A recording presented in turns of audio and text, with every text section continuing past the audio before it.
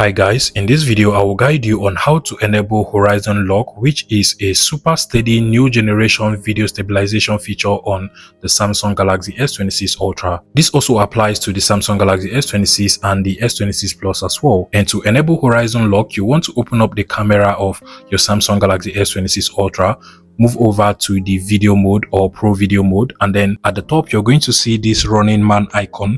Go ahead and tap on it and then select the option on the end of the right hand side, and as you can see, super steady with horizon lock is now turned on. Keep in mind that when using the horizon lock feature, if you go over to video quality settings, you are only able to record in QHD, which is actually better than the HD version, but you cannot record in 4K. So go ahead and select on the QHD option. You can also change the FPS to 60 FPS. And once you're done, you can go ahead and place your camera on your subject and then just start to record by tapping on the record button.